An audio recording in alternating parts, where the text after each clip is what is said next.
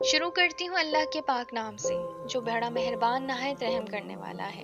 آج کا ٹاپک دنیا کی ابتدا کے بارے میں ہے۔ سب سے پہلے اللہ تعالیٰ کی ذات کے علاوہ اس دنیا میں کچھ نہ تھا اور اللہ کا عرش پانی پر تھا۔ پھر اس نے آسمان اور زمین کو پیدا فرمایا اور اس نے کائنات کی ہر چیز سپرد لوح و قلم کی۔ حدیث بالا سے کائنات کی ابتدا کے کچھ امور ثابت ہوتے ہیں جن کی وضاحت سے بات زیادہ سمجھ آ سکتی ہے۔ لوح محفوظ کے لفظی معنی محفوظ تختی کے ہیں۔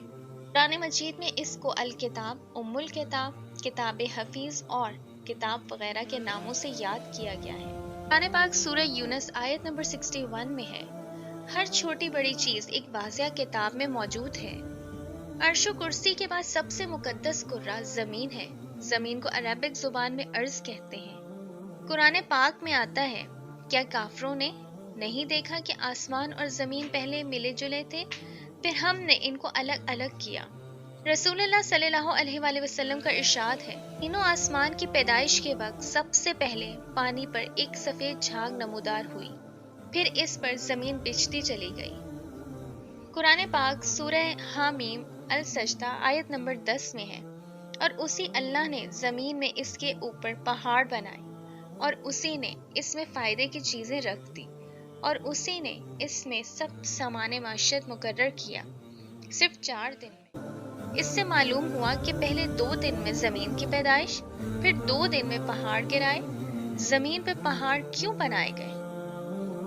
قرآن کریم سورہ الانبیاء آیت نمبر 7 میں ہے، اور ہم نے پہاڑوں کو میخیں بنایا۔ آسمان عربی زبان لفظ کی بدلی ہوئی شکل ہے، اس کے معنی بلندی اور چھت کے ہیں۔ قرآن پاک سورہ حامیم سجدہ آیت نمبر 12 میں ہے، بس اس نے 2 دن میں 7 آسمان بنا دیے۔ ایک روایت میں ہے کہ ہر 2 آسمان اور 2 زمین کے درمیان 500 برس کا فاصلہ ہے، اور پہلے آسمان کو اللہ تعالیٰ نے تاروں سے سجا دیا ہے۔ قرآن پاک سورہ الحجر آیت نمبر 6 میں ہے، اور بے شک ہم نے آسمان بروج یعنی تارے بنائے اور انہیں دیکھنے والوں کے لیے آراستہ کیا۔ قرآن پاک میں ایک اور جگہ سورہ عرف آیت نمبر 4 میں ہے، یقیناً تمہارا رب اللہ ہی ہے جس نے آسمان اور زمینوں کو 6 دن میں پیدا فرمایا، پھر وہ اپنے عرش سلطنت کے اوپر جلوہ افروز ہوا۔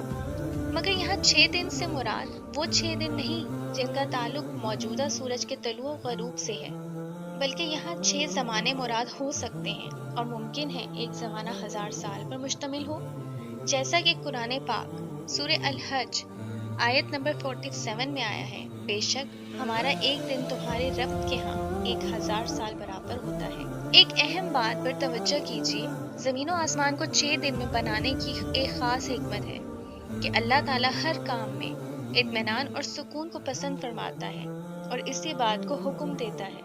جہاں تک قدرت خداوندی کا تعلق ہے تو وہ جو چاہے اور جب چاہے ایک دم سے سب کچھ پیدا کر سکتا ہے۔